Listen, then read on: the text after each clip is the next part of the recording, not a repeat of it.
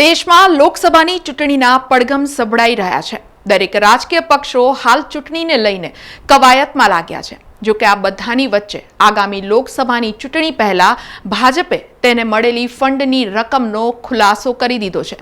પાર્ટીને 2022-23 દરમિયાન 720 કરોડ રૂપિયાનું ફંડ મળ્યું હતું, જે દેશની 4 મુખ્ય રાજકીય પાર્ટીઓ કોંગ્રેસ, આમ આદમી પાર્ટી, CPIM અને નેશનલ પીપલ્સ પાર્ટીને મળેલા કુલ દાન કરતા 5 ગણું વધારે છે।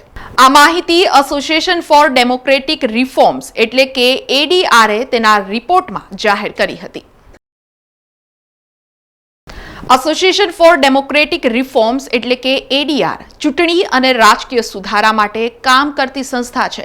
એસોસિએશન ફોર ડેમોક્રેટિક રિફોર્મ્સે તેના એક અહેવાલમાં આ તમામ આંકડા રજૂ કર્યા હતા।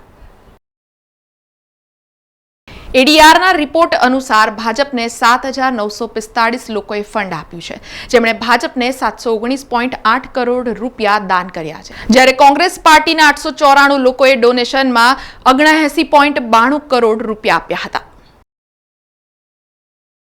ADR એ પણ જાહેર કર્યું છે કે રાષ્ટ્રીય પક્ષોને દિલ્હીમાંથી કુલ રૂપિયા 276.202 કરોડનું ફંડ મળ્યું હતું। ત્યારબાદ ગુજરાતમાંથી 160.509 કરોડ અને મહારાષ્ટ્રમાંથી રૂપિયા 96.273 કરોડ મળ્યા હતા।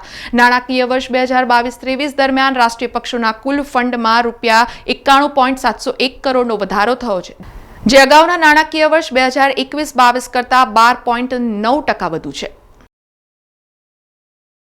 રિપોર્ટ અનુસાર ભાજપને 2021-22 દરમિયાન 614.626 કરોડ રૂપિયાનું ફંડ મળ્યું હતું, જે 2022-23માં વધીને 719.858 કરોડ રૂપિયા થઈ ગયું હતું, જે ગત નાણાકીય વર્ષમાં મળેલા ફંડ કરતાં 17.12% વધુ છે।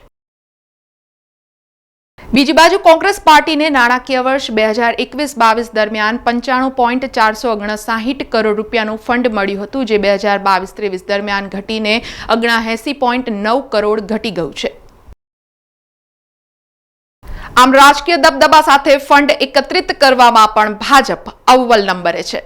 સમાચારોના સતત અપડેટ માટે TNN ન્યૂઝને YouTube પર સબસ્ક્રાઇબ કરી બેલ આઇકોન પ્રેસ કરો અને અમારી સાથે જોડાયેલા રહો Facebook, Instagram અને Twitter ઉપર।